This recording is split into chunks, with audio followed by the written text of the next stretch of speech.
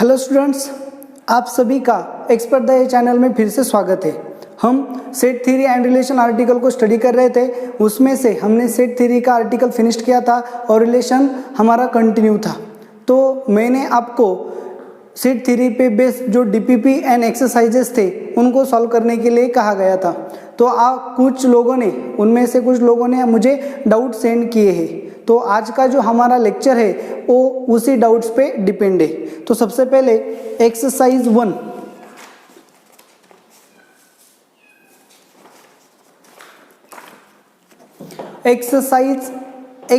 1 में आपने मुझे problem number 14 and problem number 16 doubt में दिया था। तो यहाँ पे एक्सरसाइज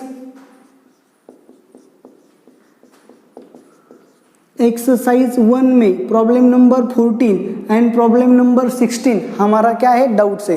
तो जिन लोगों का ये डाउट्स है ये यहाँ पे गौर से देखिए, जिन्होंने सॉल्व नहीं किया वो भी देखिए। और आपने अगर एक्सरसाइजेस अच्छे से सॉल्व नहीं किए हैं तो सबसे पहले एक्सरसाइज को अच्छे से सॉल्व करो और उसके बाद मुझे फिर से डाउट सेंड कर सकते हो। ओके, तो प्रॉब्लम नंबर 14 जो है आप यहाँ पे देख सकते हो। प्रॉब्लम नंबर 14 आपका क्या है, let a and b be two sets such that n of a is equal to 70। n of a is equal to कितना दिया गया है आपको 70 and n of b is equal to 60 and n of b is equal to 60। आप board पे problem देख सकते हो। आपको क्या कहा गया है, let a and b be two sets such that n of a is equal to 70 and n of b is equal to 60 and n of a union b। और क्या कहा है आपको, n of a union b is equal to 110।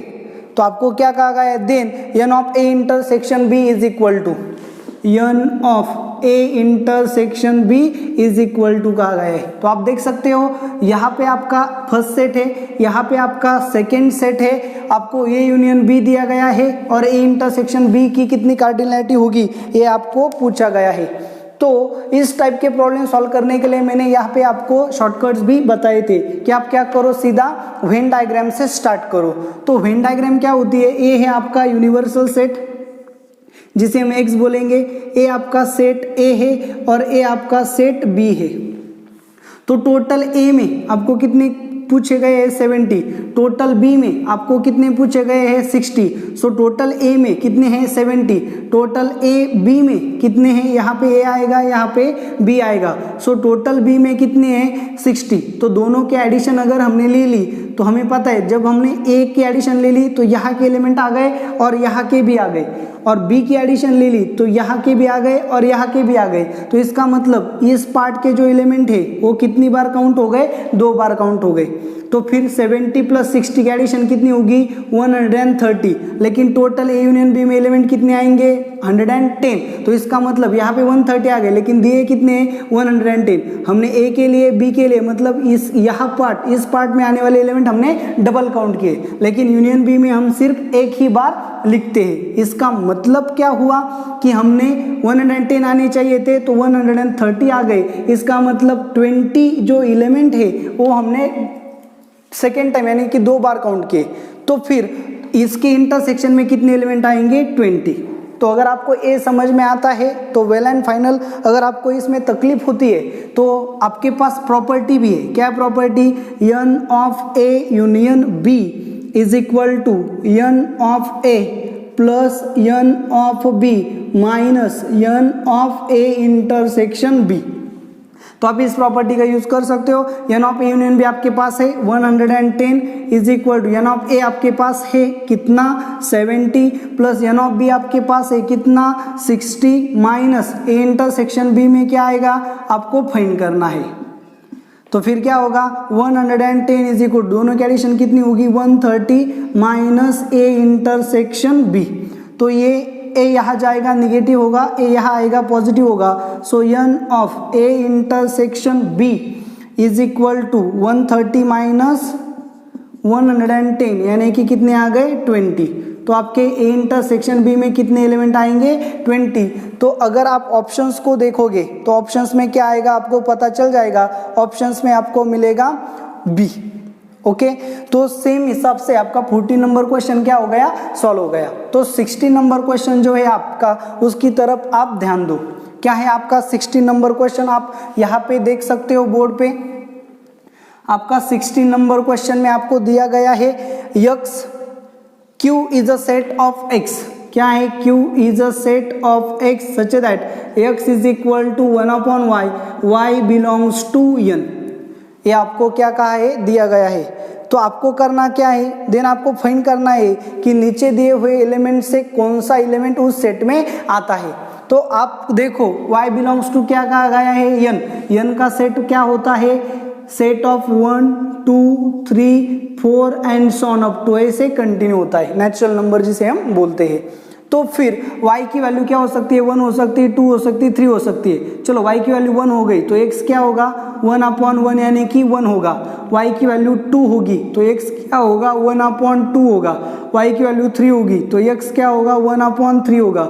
y की value अगर 4 होगी तो x क्या होगा, 1/4 होगा।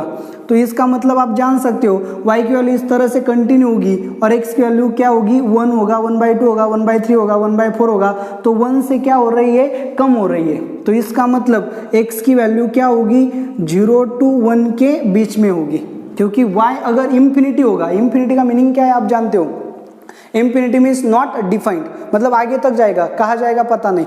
तो x की वैल्यू क्या होगी, 1/इंफिनिटी, लेकिन इंफिनिटी का मीनिंग नहीं पता। इंफिनिटी का मतलब है not defined, something upon not defined क्या होगा, 0, लेकिन ये डिफाइंड नहीं है तो ये भी डिफाइंड नहीं होगा। सो ये नहीं आएगा, इसका मतलब x की वैल्यू 0 नहीं आएगी। ओके ना, तो इसका मतलब 0 नहीं आएगी, लेकिन क्या आ गई है, 1 आ गई है। तो MCQ में आप अपना आंसर दिख सकते हो, 0 बिलोंग्स टू Q का आ गया है फर्स्ट ऑप्शन।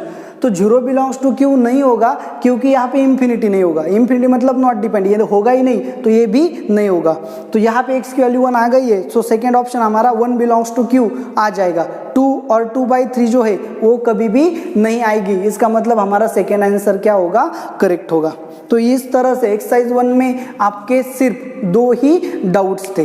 तो अब ओके स्टूडेंट्स, तो एक्सरसाइज 2 में जो आपने डाउट सेंड किए थे, एक्सरसाइज 2 में आपने मुझे 2 और 4 ऐसे 2 डाउट सेंड किए थे। तो जो हमारा एग्जाम्पल नंबर 2 है वो आप बोर्ड पे देख सकते हो। क्या है, in a college of 300 students every students reads 5 newspaper. तो हमारे पास कितने स्टूडेंट्स है, 300 स्टूडेंट्स, एंड जो 300 स्टूडेंट जो है सभी के सभी कितने रीड पेपर न्यूज करेंगे, 5 न्यूज़पेपर रीड करेंगे। ईच रीड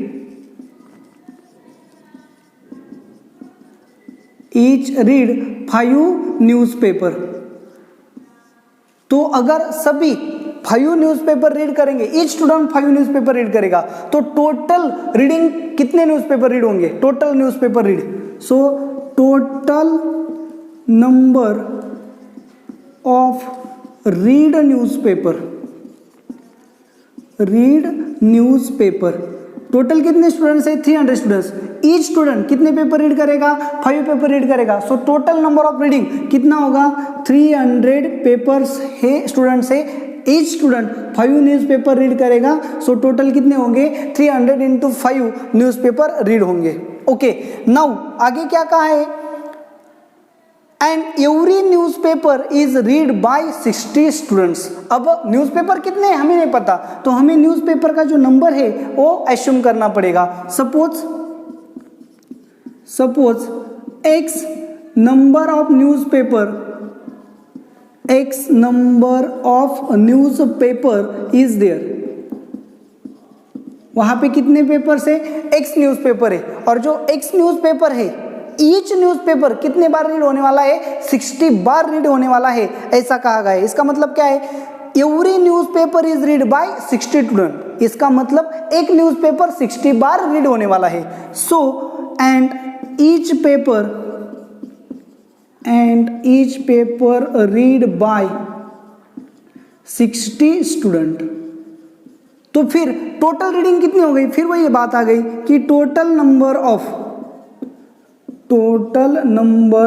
रीड न्यूज़पेपर कैसे फाइंड करेंगे, इसे देखो कि स्टूडेंट्स कितने हैं हमारे पास 60 और ईच टोटल पेपर्स कितने हैं x, तो x पेपर जो है, ईच पेपर 60 लोगों ने क्या किया है, रीड किया है। तो टोटल x पेपर है, एक पेपर को 60 स्टूडेंट्स रीड कर रहे हैं, तो मतलब टोटल रीडिंग कितनी हो गई, x इंटू 60। तो यहाँ पे देखो ये भी टोटल रीडिंग ऑफ न्यूज़पेपर है और ये भी total number of reading of newspaper है, तो दोनों क्या होंगे, सेम होंगे। इसका मतलब x into 60 is equal to 300 into 5, therefore x is equal to 300 into 5 upon 60, cancel हो गया, सो कितना आ गया 5 into 5, so x is equal to 25। x क्या है आपका, x is the number of newspaper in a college, okay ना। तो फिर कितने आ गए, एग्जैक्टली 25। तो आपका आंसर, आपको वही पूछा गया है, the number of newspaper is, तो कितने आएंगे, नंबर ऑफ न्यूज़पेपर 25 आएंगे, ओके। तो ये आपका एग्जाम्पल यहाँ पे क्लियर हो गया। तो एग्जाम्पल नंबर जो 4 है उसको देखो,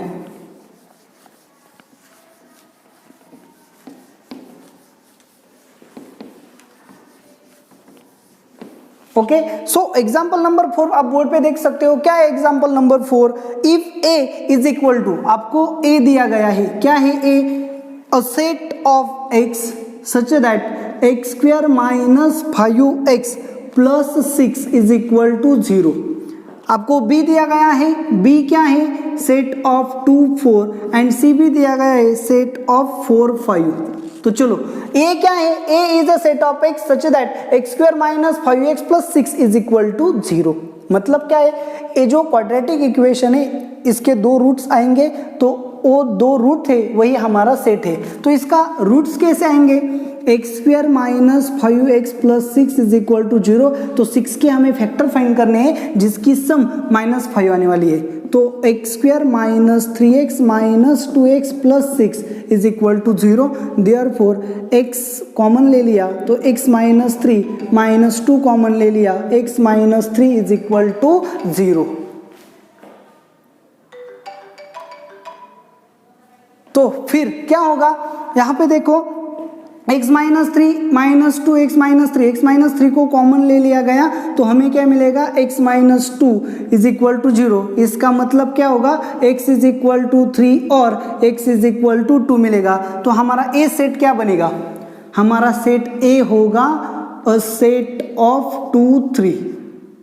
क्या होगा, सेट ऑफ 2 3। तो क्वेश्चन में आगे क्या कहा गया है, देन a क्रॉस, आपको क्या करना है, a cross b intersection c find करना है। तो सबसे पहले आपको b इंटरसेक्शन c फाइंड करना होगा। b इंटरसेक्शन c क्या आएगा, b इंटरसेक्शन c मतलब b एंड c में कॉमन आने वाले एलिमेंट्स, b में क्या है 4, c में क्या है 4, सो b इंटरसेक्शन c में सिर्फ क्या आएगा 4।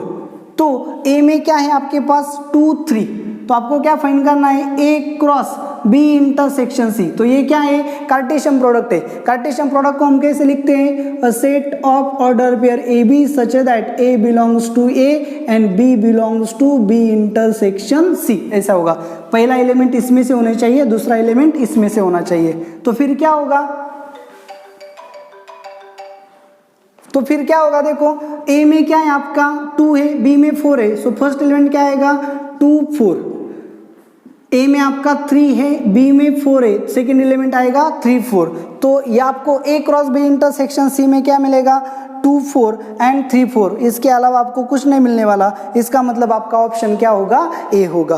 तो इस तरह से आपको MCQs को क्या करना होता है, सॉल्व करना होता है। ओके, तो एक्सरसाइज 3 जो है हमारी, एक्सरसाइज 3 में कितने डाउट सेंड किए गए, देखो एग्जाम्पल 1 हमें सेंड किया गया है 2 3 4 एंड 6। ओके, तो ये जो एक्सरसाइजेस है ये आपने देखी होगी, ये प्रीवियस ईयर पे बेस्ड है, यानी कि सेट थ्योरी पे प्रीवियस ईयर में कौन कौन से एग्जाम्पल आए हैं इस पे बेस्ड है। तो आपने मुझे इतने एग्जाम्पल सेंड किए हैं प्रीवियस ईयर के जो है। अब देखो यहाँ पे फर्स्ट नंबर का जो प्रॉब्लम है क्या है, the set S is equal to 1 2 3 and so on up to 12। तो एग्जाम्पल 1 में हमें एस दिया गया है, क्या है S 1 2 3 and so on up to 12 elements, यानी कि यस में कितने एलिमेंट्स है, 12 एलिमेंट्स है।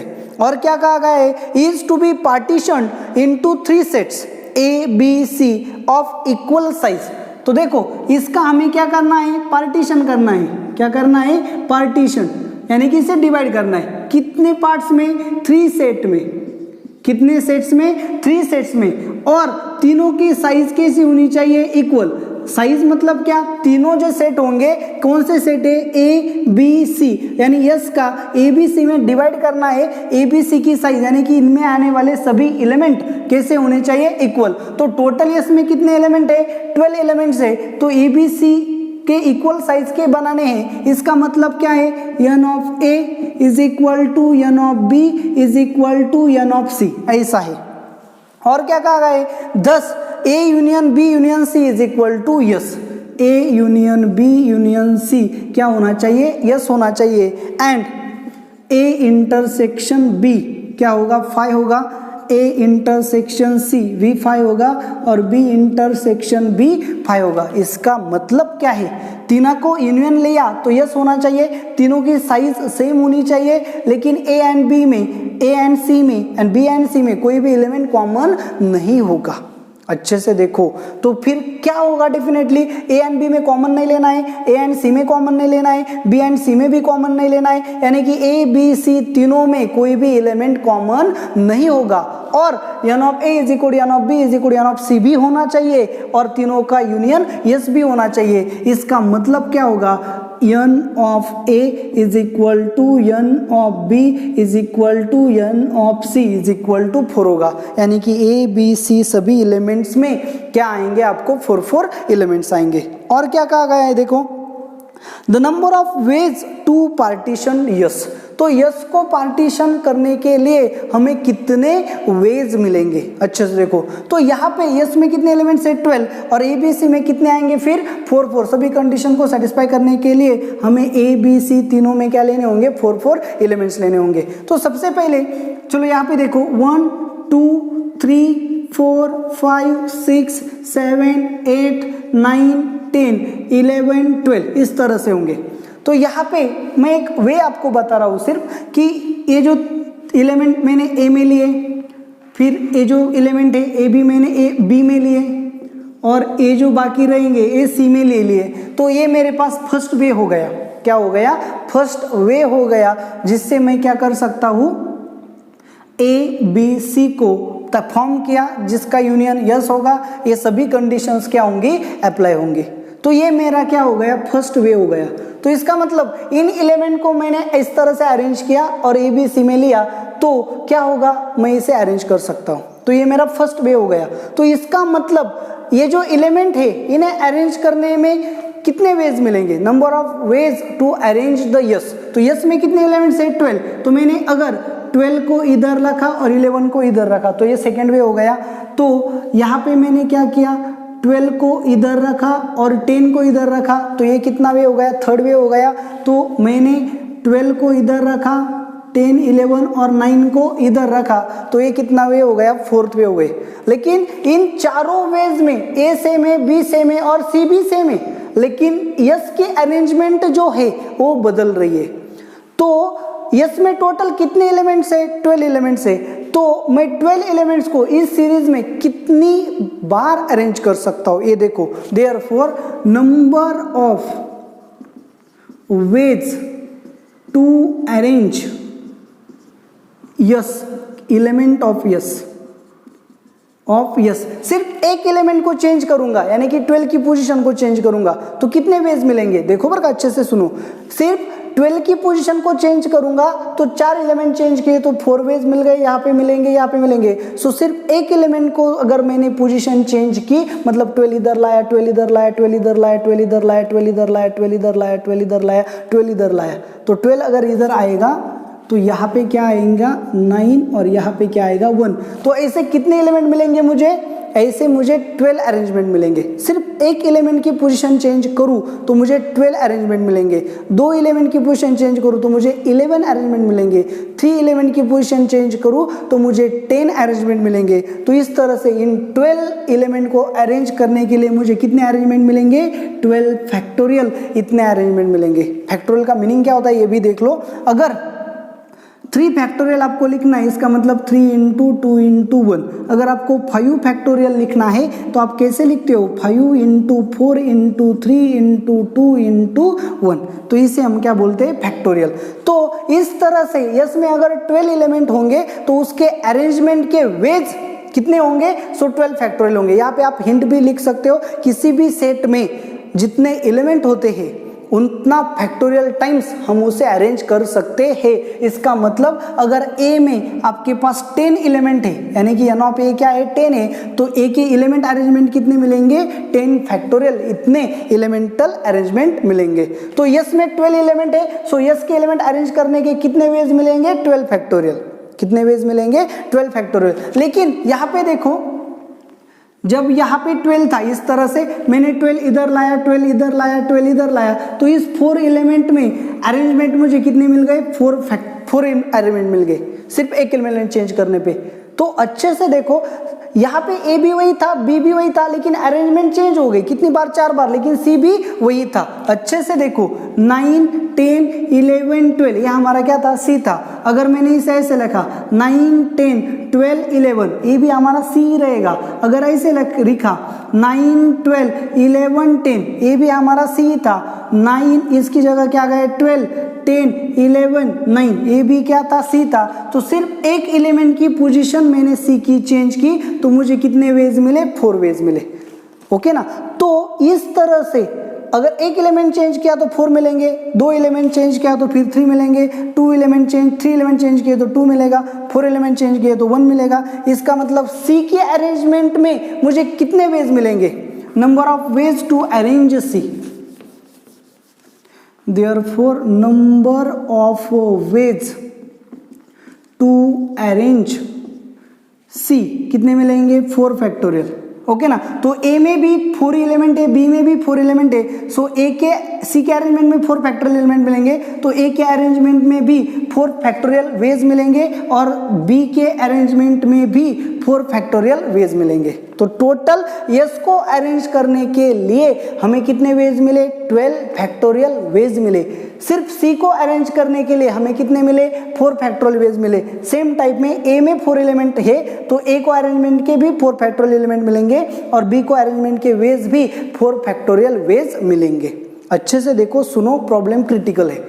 टोटल एस को हमें 12 फैक्टोरियल टाइम्स अरेंज करेंगे, लेकिन ए बी सी को हम 4 फैक्टोरियल टाइम्स ही अरेंज करेंगे। लेकिन सी में जो अरेंजमेंट हो गई उसमें से सी अफेक्ट नहीं हुआ, मतलब 4 फैक्टोरियल टाइम्स सी चेंज नहीं होने वाला, सिर्फ अरेंजमेंट के वेज बदलते, लेकिन सी में सेम एलिमेंट आएंगे। तो total ways to arrange A B C from S, ए कितने मिलेंगे, तो यस के अरेंजमेंट के कितने वेज है, 12 फैक्टोरियल।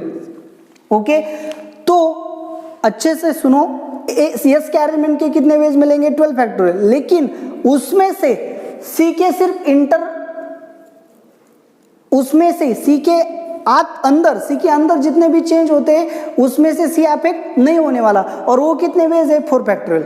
सेम टाइप में बी के अंदर अगर हमने चेंज किया, मतलब 8 इधर लिखा, 5 इधर लिखा, इस तरह से अगर 6 की जगह 6 इधर लिखा, 5, 7, 8, तो इस तरह के हमें कितने वेज मिलेंगे, बी को अरेंज करने के 4 फैक्टोरियल, और सेम तरह ए को अरेंज करने के कितने वेज मिलेंगे, 4 फैक्टोरियल। लेकिन ए को अरेंज किया तो ए चेंज नहीं हुआ, कितनी बार चेंज नहीं हुआ, 4 फैक्टोरियल टाइम्स। तो इसमें से जो वेज हमें मिले हैं वो कितने हैं, 12 फैक्टोरियल। लेकिन उसमें से अगर ए के 4 फैक्टोरियल वेज चेंज किए तो भी यस चेंज होता है, लेकिन ए चेंज नहीं होता।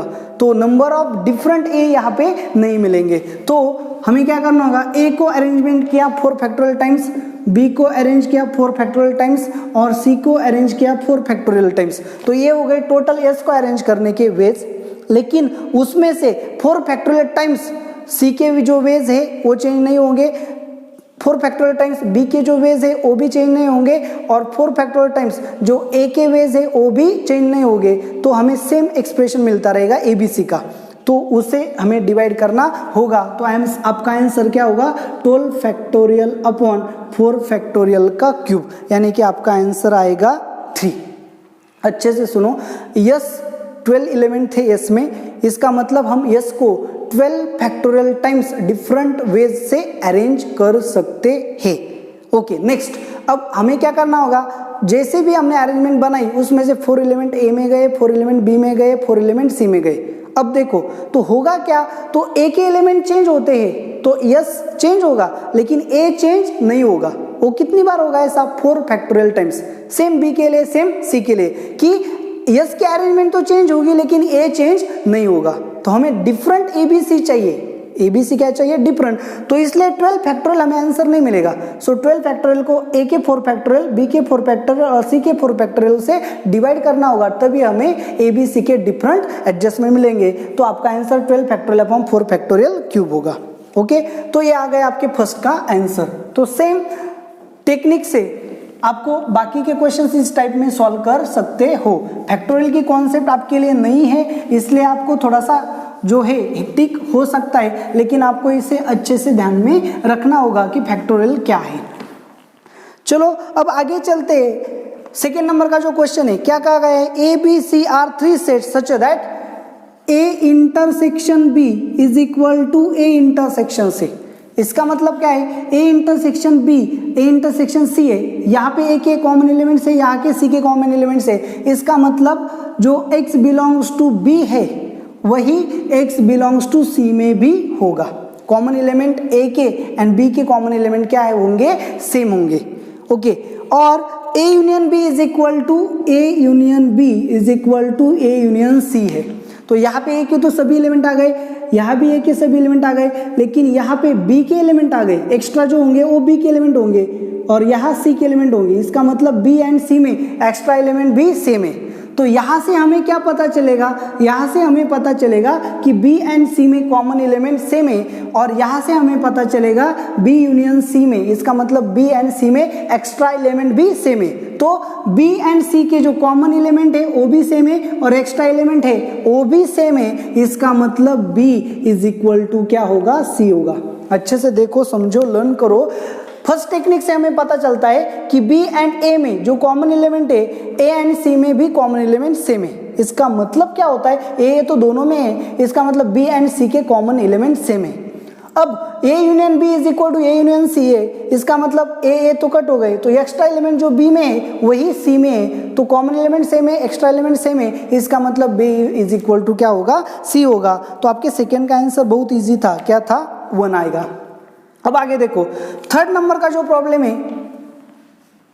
क्या है थर्ड नंबर का problem, let x is equal to 1 2 3 4 5, x is equal to 1 2 3 4 and 5। Okay, the number of different order pair YZ, हमें क्या करना है, different order pair YZ that can be formed such that y is subset of x, z is subset of x and y intersection z is equal to empty.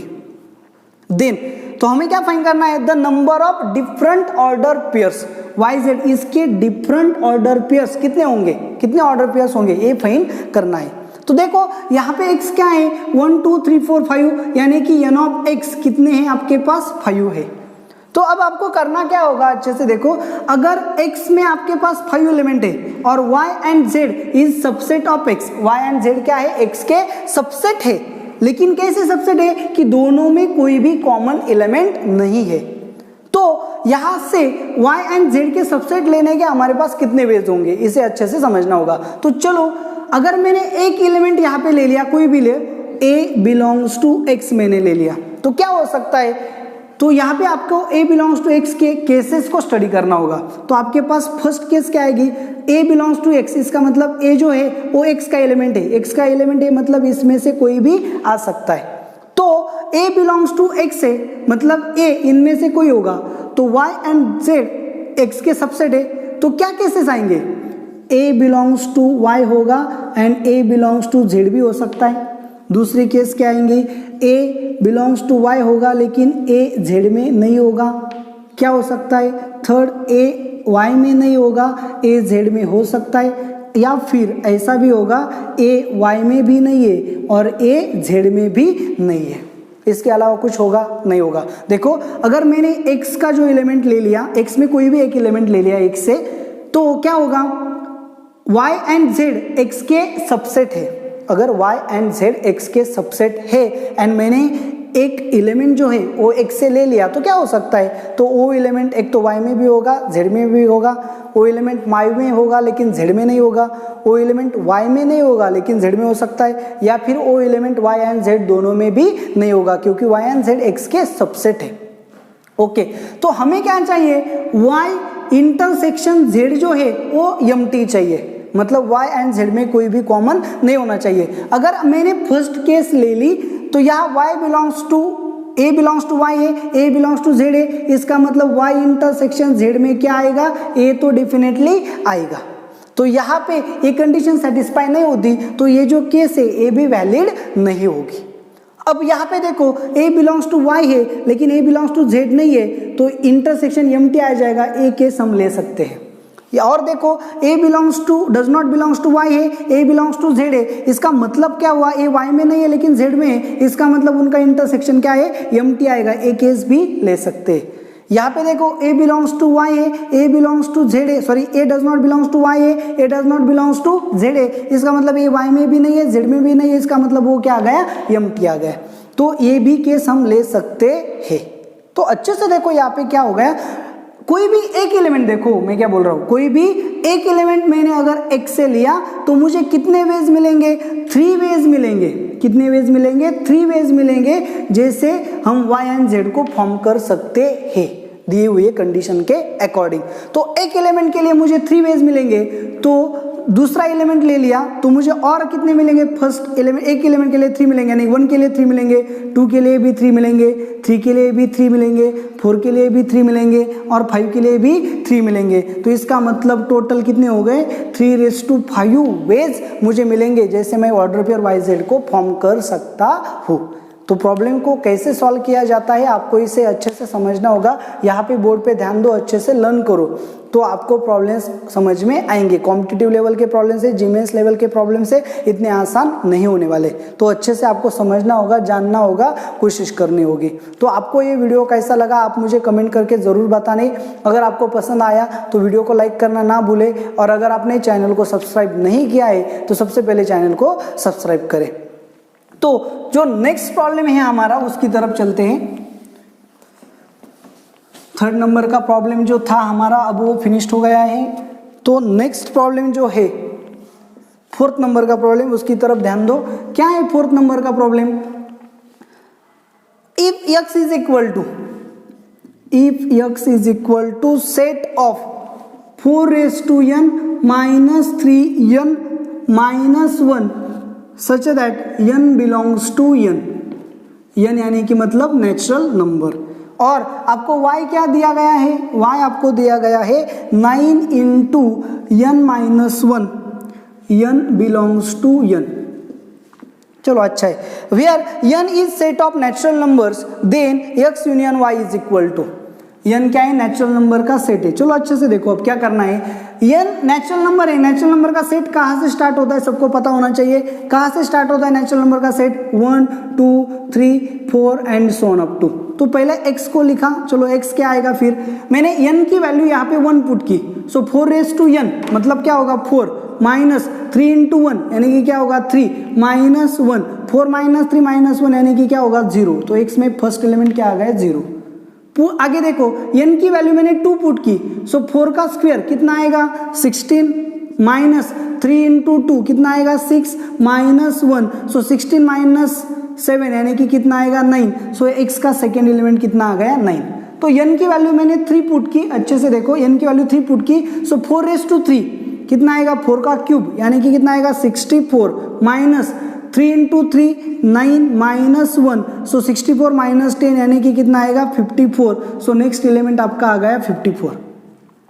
और एक बार ले सकते हैं कितना 4⁴ क्या हो गया 4⁴ माइनस 3 × 4 12 -1 4⁴ यानी कि कितना 64 × 4 4 4 6 1 25 256 256 माइनस 13 इसका मतलब क्या होगा 243 कितना होगा 243। ये आ गया आपका next element and so on, इस तरह से कैरी होगा। अब y आपका सेट क्या बनेगा, सेम हिसाब से n की वैल्यू 1 पुट की 1 माइनस 1 यानी कि 0, 9 इंटू 0 यानी कि 0, n की वैल्यू 2 पुट की 2 माइनस 1 यानी कि 1, 9 इंटू 1 यानी कि 9। तीसरी वैल्यू क्या होगी, n इज इक्वल टू 3 के लिए 3 माइनस 1 यानी कि 2, 9 into 2 is equal to 18। n की वैल्यू 4 की पुट की 4 माइनस 1 यानी कि 3, 3 इंटू 9 यानी कि 27। अब देखो n की वैल्यू कितनी पुट की, 5 पुट की 5 माइनस 1 यानी कि 4 यानी कि 36। इस तरह से क्या होगा 45, 54, 63 एंड सो ऑन। तो अच्छे से देखो यहाँ पे 0 आ गया, यहाँ पे है, यहाँ पे 9 आ गया, यहाँ पे है, यहाँ पे 54 आ गया, यहाँ पे है, तो यहाँ पे 243 आएगा, वो भी यहाँ पे होगा, लेकिन यहाँ पे 18 है जो x में नहीं है। तो अच्छे से देखो कि x के सभी एलिमेंट कहाँ आ गए, y में आ गए, x के सभी एलिमेंट y में आ गए। सो x यूनियन y क्या होगा आपका, तो x के सभी एलिमेंट y में है, इसका मतलब x is subset of y होगा, तो x यूनियन y क्या होगा आपका y होगा। x के सभी एलिमेंट y में है तो x यूनियन y क्या होगा, y होगा। हमने प्रॉपर्टी भी देखी है कि x is subset of y implies that x union y is equal to y। तो आप चाहे कैसे भी लिख सकते हो। तो आपका ये 4th क्वेश्चन था, बहुत ही इजी था, आसान था, आपको अच्छे से समझना होगा। तो एक्सरसाइज 3rd में हमारा जो लास्ट प्रॉब्लम है उसकी तरफ चलते हैं।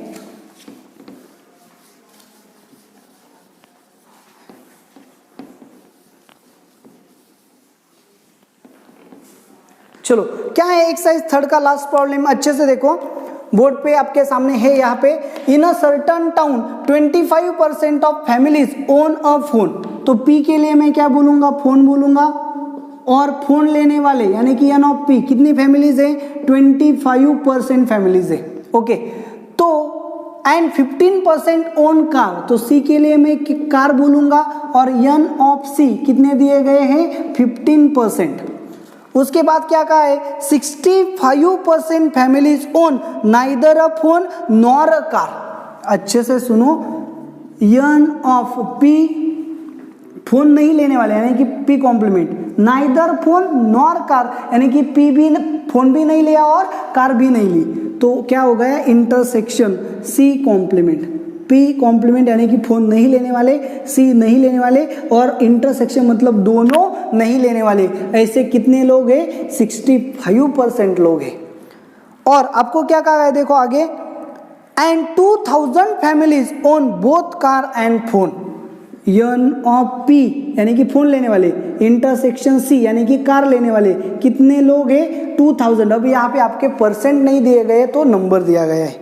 तो आपको क्या कहा गया है, कंसिडर द फॉलोइंग 3 स्टेटमेंट।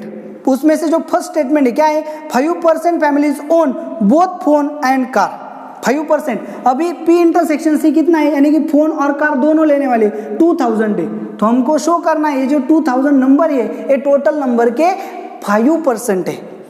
दूसरा पॉइंट क्या है कि 35% फैमिलीज ओन आइदर कार और फोन, दोनों में से कोई तो एक लेने वाले, मतलब क्या है, कोई तो एक लेने वाले, कितने लोग हैं, 35% लोग हैं, ऐसा आपको बोला है। और C है 40,000 families lives in a town, तो टोटल उस टाउन में कितनी फैमिलीज है, 40,000 फैमिलीज है। ये आपको चेक करना है इन तीनों में से कौन से ट्रू है। तो चलो देखो, सबसे पहले क्या करेंगे, ऑब्जर्व करेंगे। चलो देखो यहाँ पे मैं वेन डायग्राम ड्रॉ करूंगा। ए आपका फर्स्ट सेट है, ए आपका सेकेंड सेट है, आपका यूनिवर्सल सेट है। सो टोटल फैमिलीज कितने हैं आपको नहीं पता, तो एज्यूम करो suppose X number of families lives in town, X number of family lives in town. तो X नंबर ऑफ फैमिलीज अगर टाउन में है तो उसके 25% कितने होंगे, 25/100 इंटू एक्स। उसके 15% कितने होंगे, 15/100 इंटू एक्स। उसके 65% कितने होंगे, 65/100 इंटू एक्स। तो आगे क्या कहा गया देखो, तो हमें क्या बताया गया था, P इंटरसेक्शन C कितने 2000, हमारे पास क्या है N of P complement intersection C complement 65% है। अच्छे से देखो तो क्या होगा, एन ऑफ P, ये हमारा P सेट है, ये हमारा C सेट है, ये क्या है P इंटरसेक्शन C है। और यहाँ पे जो लोग है ये नहीं, देखो इस पी सर्कल में आने वाले फोन लेने वाले हैं, इस सी सर्कल में आने वाले कार लेने वाले हैं, यहाँ आने वाले जिनके पास फोन भी है और कार भी है, और यहाँ पे जो है यानी कि 2 सर्कल के बाहर इनके पास ना ही फोन है ना कार है, दोनों नहीं है। तो हमारे पास क्या है, फोन भी नहीं एंड कार भी नहीं, ऐसे कितने लोग हैं 65%। So N of P complement intersection C complement 65x upon 100। तो यहाँ पे हम डी मॉर्गन्स लॉ का यूज कर सकते हैं, P complement intersection C complement, इसे हम कैसे लिख सकते हैं, पी यूनियन सी का complement. So P union C का कॉम्प्लीमेंट कितना है, इसे हमने ऐसा लिखा, तो मतलब क्या होगा, n of P union C का कॉम्प्लीमेंट कितना आएगा 65x अपॉन 100। तो हमें एक और प्रॉपर्टी का पता है, N of x is equal to N of a plus N of a complement. तो यहाँ पे हमारे पास क्या है, p यूनियन c का कॉम्प्लीमेंट है, तो फिर क्या होगा, n of x is equal to N of p union c, एक ही जगह यूनियन c आ गया, plus N of p union c का कॉम्प्लीमेंट। तो एन ऑफ x हमेशा कितना होगा 100%, मतलब क्या होगा 100x। तो अगर p यूनियन c का कॉम्प्लीमेंट कितना है 65x अपॉन 100 है, तो ये कितना है 65x अपॉन 100 है, तो ये कितना होगा n of p union c। तो आप क्या कर सकते हो, टोटल फैमिलीज कितनी है, x फैमिलीज है, तो यहाँ पे देखो टोटल फैमिलीज कितनी ली है हमने, x लिए, तो 100x नहीं होगी, x होगी। तो n of p union c क्या होगा, x minus 65 upon 100 into x, cross multiply किया, सॉल्व किया, तो आएगा 35x upon 100 p union c। इसका मतलब क्या है, p यूनियन c आपका आ गया 35x अपॉन 100। इसका मतलब है फोन और कार, फोन और कार दोनों में से कुछ तो लेने वाले कितने लोग हैं 35x अपॉन 100, यानी कि 35% लोग हैं। तो सेकेंड जो ऑप्शन था देखो 30% families own either a car और फोन, इसका मतलब आपका जो बी ऑप्शन है, क्या कहा देखो 35% families own either a car और फोन, बी ऑप्शन आपका करेक्ट आता है। क्या आता है आपका, बी ऑप्शन जो है आइदर फोन और कार, वो करेक्ट आता है। तो चलो यहां पे देखो,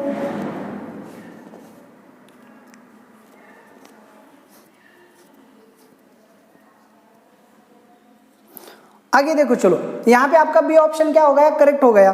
अब यहां से हम आगे सॉल्व करेंगे, N of P union C, हमें पता है क्या है rule, N of P plus N of C minus N of P intersection C. तो N of P union C हमारे पास है 35x upon 100 is equal, N of P भी हमारे पास है कितने हैं 25x अपॉन 100, एन ऑफ सी हमारे पास है 15x upon 100 minus N of P intersection C, पूरा नंबर दिया गया है हमारे पास 2000। तो फिर क्या होगा, थ्रू आउट 100 से मल्टीप्लाई किया, सो 35x इज इक्वल 25 प्लस 15 यानी कि 40x माइनस ये 2000 पहले से थे, 100 से मल्टीप्लाई करेंगे 2 जीरो और आ जाएंगे, तो ये यहाँ आके प्लस होगा, ये वहाँ जाके सब्सट्रैक्ट होगा, 40 माइनस 35 यानी कि क्या होगा 5x is equal to 2 lakh. So x से डिवाइड करेंगे, so x is equal to 40,000, तो x की वैल्यू कितने आ गई 40,000। इसका मतलब उस सिटी में, उस टाउन में कितने पीपल्स है 40,000 पीपल्स है। इसका मतलब आपका जो सी ऑप्शन है वो भी करेक्ट है। क्या है आपका ऑप्शन, सी ऑप्शन करेक्ट है। तो फिर यहां पे देखो क्या दिया गया, first option 5% families own both car and phone, 5% families own both car and phone, both car and phone कितने लोग हैं 2000 है। तो अच्छे से देखो 2000 पीपल्स ने फोन भी लिया और कार भी ली, टोटल पीपल्स कितने हैं 40,000 इंटू 100, तो हमें उसके परसेंटेज मिलेंगे। सो ये 3 जीरो गए, ये 3 जीरो गए, यहाँ डिवाइड किया तो आपको क्या मिला 2 मिला, यहाँ जीरो गया, जीरो गया, डिवाइड किया तो आपको कितना मिला 5%। तो मतलब ये 2000 कितने लोग हैं 5% लोग हैं। इसका मतलब ए भी करेक्ट है। तो आपका जो 6 नंबर का क्वेश्चन है उसमें आपको ए बी सी तीनों करेक्ट है। इसका मतलब आपका आंसर क्या आने वाला है 4। लेकिन देखो वहां पे आपको आंसर कितना बताया गया है 2 बताया गया है, जो कि रॉन्ग है। तो आपको इसे अच्छे से समझना होगा। जो ऑप्शन नंबर क्वेश्चन नंबर 6 है, जिसका ऑप्शन आपके आंसर की में 2 दिया गया है, तो वो 2 नहीं है, वो क्या है 4 है।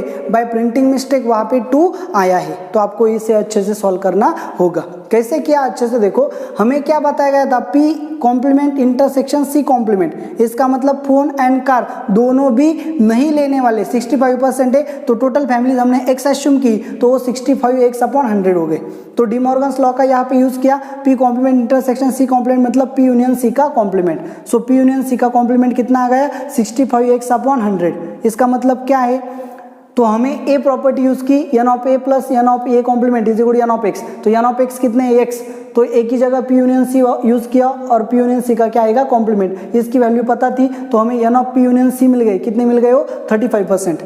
तो हमारा सी ऑप्शन जो बी ऑप्शन है वो करेक्ट आ गया। तो N of P union C 55% मिल गए, तो हमने रूल यूज किया, N of P union C is equal to N of P plus N of C minus N of P intersection C.